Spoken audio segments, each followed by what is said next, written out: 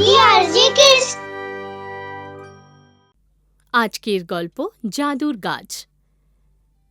এক গ্রামে দুই বন্ধু থাকত, রমন আর কিষণ। কিষণ খুব গরিব ছিল, গরু ভেড়া লালন পালন করে জীবনযাপন করত আর খুবই সৎ ছিল। কিন্তু রমন তেমনটা ছিল না। ও ধনী ছিল, তাও আরও পয়সার লোভ ছিল। ওর কাছে অনেক জমি জমা ছিল, বড় বাড়ি আর অনেক টাকা পয়সা ছিল। ওর ক্ষেতের কর্মচারীদের ও খুব জ্বালাতো। এত আস্তে আস্তে কাজ করছো কেন? তাড়াতাড়ি হাত চালাও। মালিক, কাজ করতে করতে হাঁপিয়ে গেছি, একটু বিশ্রাম করে নি। না, বিশ্রাম করার কোনো দরকার নেই, আগে কাজ শেষ করো। এইভাবেই সব কর্মচারীর সাথেও দুর্ব্যবহার করত। অন্যদিকে কিষানের ব্যবহারে সবাই খুশি হতো। কিষান, তুমি আমার গরু ভেড়াদের এত ভালোভাবে দেখাশোনা করো যেন ওরা তোমার নিজের লোক। মালিক, ওরা তো আমার আপনই, ওদের সাথে আমার খুব ভালো লাগে। আমি ওদের আনন্দ রাখে বলেই তো ভগবানও আমাকে আনন্দে রাখে। তোমার তুলনা হয় না। আচ্ছা ঠিক আছে, তুমি ওদেরকে নিয়ে যাও। আচ্ছা মালিক। কিষান জঙ্গলের দিকে বেরিয়ে পড়ে গরু ভেড়াদের চড়ানোর জন্য। দুপুরে ঘুম আসলে ও ওখানেই ঘুমিয়ে পড়ে। সন্ধেবেলায় যখন বাড়ি ফেরার সময় হয়, তখন কিষান খেয়াল করে ওর একটা গরু উধাও। আরে, আরেকটা গরু গেল কোথায়? কি জানি কোথায় চলে গেল। মালিক যদি জানতে পারে আমাকে মেরেই ফেলবে। এখন আমি কি করব? ও চিন্তায় এদিক ওদিক খুঁজতে শুরু করে, কিন্তু কোথাও গরুটা পায় না। তখন ও ভাবে, গরুটাকে তো কোথাও পেলাম না। এইভাবে খুঁজতে থাকলে অনেক দেরি হয়ে যাবে। বরং আমি এদের সবাইকে বাড়িতে রেখে আসি, তারপর রাতে গরুটাকে খুঁজতে বেরোবো। মালিকের আসার আগে পেয়ে যাব। এই চিন্তা করে ও বাকি গরুগুলোকে জমিদারের বাড়ি পৌঁছে গোয়াল ঘরে বেঁধে দেয়। ওখানে একটা গরু কম আছে, সেটা কেউ বুঝতে পারে না। তারপরও নিজের বাড়ি যায় আর নিজের মাকে বলে, মা, আমি একটা বড় বিশাল ভুল করেছি। কি হয়েছে বাবা? মা, আজকে জঙ্গলে যখন পশু চড়াতে গেছিলাম তখন তন্দ্রা আসে আর আমি ঘুমিয়ে পড়ি। সন্ধ্যাবেলা যখন ঘুম ভাঙে দেখি একটা গরু উধাও। অনেক খুঁজলাম কিন্তু পেলামই না। বাবা, এ তুই কি বলছিস? মালিক জানতে পারলে তো বিরাট বিপদ হবে। মা, রাতে জঙ্গলে যাব গরুটাকে খুঁজে বের করতে। মালিক শহরে গেছেন, উনি কাল সকালে আসবেন। ততক্ষণে আমি গরুটাকে খুঁজে আনবো। ঠিক আছে বাবা। রাতে কিষান গরুটাকে খুঁজতে বেরোয়। খুঁজতে খুঁজতে ও জঙ্গলে পৌঁছে যায়। ওখানে একটা গাছের নিচে এক বয়স্ক লোক বসেছিল। বাবা, আপনি কি এই রাস্তা দিয়ে কোনো গরু যেতে দেখেছেন? বাবা, আমার খুব খিদে পেয়েছে, কিছু খাবার আছে? কিষানের পুটলিতে খাওয়ার জন্য কিছু ছিল, যেটা ও নিজের জন্য এনেছিল। সেটাই ও বাবাকে দিয়ে দেয়। বাবা, আপনি আমার খাবারটা খেয়ে নিন। কিন্তু বাবা, তুমি কি খাবে তাহলে? কোনো ব্যাপার না বাবা, আমার খিদে পায়নি। বাবা কিষানের দেওয়া খাবার খান, তারপর বলেন, বাবু, কিছুটা দূরত্বের মধ্যে একটা ঘাটি আছে এখানে, হয়তো তোমার গরু ওখানে চলে গেছে। কিষান বাবাকে ধন্যবাদ বলে ওখান থেকে বেরিয়ে পড়ে। কিন্তু জঙ্গল শেষই হচ্ছিল না আর অনেক রাত হয়ে যায়। ক্লান্ত হয়ে কিষান ওখানেই একটা গাছের নিচে বসে পড়ে। ওর খুব খিদে পায়। খুব খিদে পেয়েছে, যদি খাওয়ার জন্য কিছু পেতাম। কিষান যেই খাবার কথা বলে, ওর সামনে খাবারে ভর্তি একটা থালা এসে উপস্থিত হয়। আরে, এই খাবার কোথা থেকে এলো? ও তাড়াতাড়ি সব খাবার খেয়ে ফেলে। তারপর ওর ঘুম আসে। ও বলে, যদি এখানে বিছানাও পাওয়া যেত।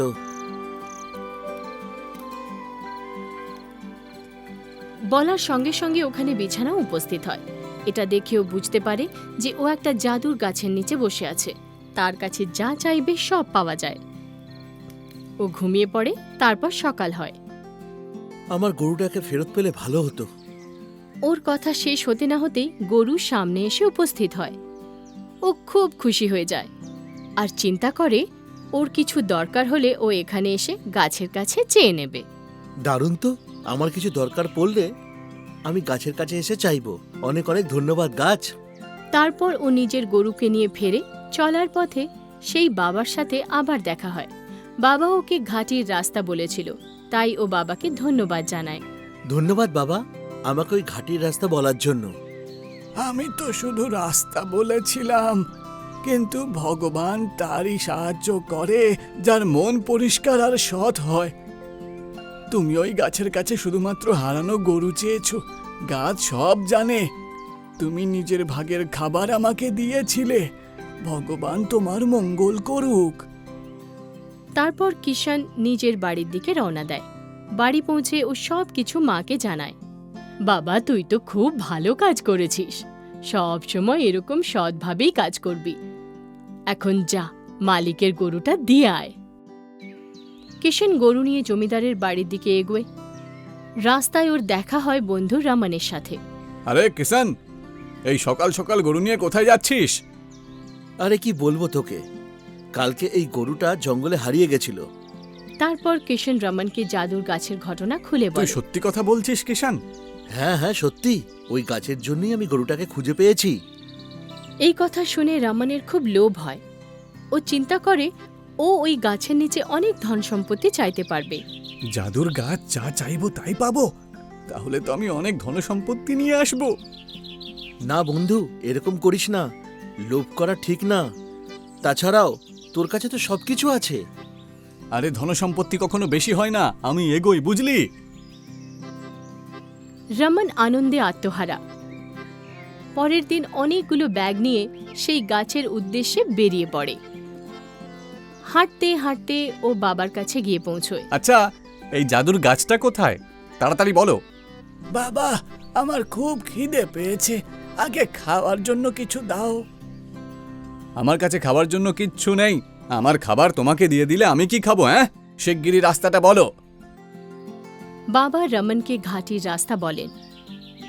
ও গাছের কাছে পৌঁছায়। তারপর গাছের নিচে গিয়ে বলে, আমাকে অনেক ধন সম্পত্তি দাও, এত সম্পত্তি দাও যে চোখের সামনে যেন শুধু সম্পত্তিই দেখতে পাই। কিন্তু গাছ কোনো ধন সম্পত্তি দেয় না। রমনের খুব রাগ হয়। আরে তাড়াতাড়ি দাও, আমার অনেক ধন সম্পত্তি চাই। তারপর গাছের নিচে ধন সম্পত্তি উপস্থিত হয়। আরে বাহ কিষান, তুই তো ঠিকই বলেছিলি, এটা তো জাদুর গাছ। এবার দেখিস আমি কত বড় লোক হয়ে যাব। রমন তাড়াতাড়ি সব ধন ব্যাগে ভরতে শুরু করে। ও নিজের কাজে এত ব্যস্ত হয়ে পড়ে যে খেয়াল করে না ওর চারিদিকে ধন সম্পত্তি ভর্তি হয়ে যায়। আস্তে আস্তে ও ধন সম্পত্তিতে ঢাকা পড়ে যায়। তারপর ও নিঃশ্বাস নেওয়ার মতো জায়গাও পায় না।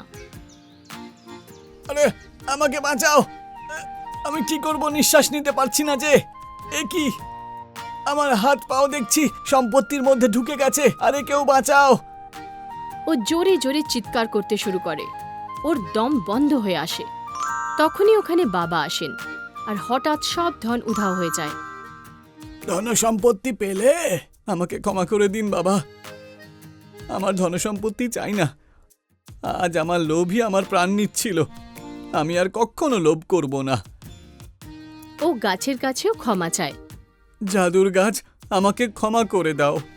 তখন বাবা বলেন, কিষান কোনো লোভ করেনি, ও বিপদে পড়েছিল, তাই ও যা চেয়েছে গাছ ওকে দিয়েছে। কিন্তু তুমি লোভের জন্য এখানে এসেছিলে, সেই জন্যই তোমার সাথে এসব হয়েছে। এরপর রমন শুধরে যায় আর কখনো লোভ না করার শপথ নেয়, আর অন্যদের দুঃখ কষ্ট বুঝতে শুরু করে।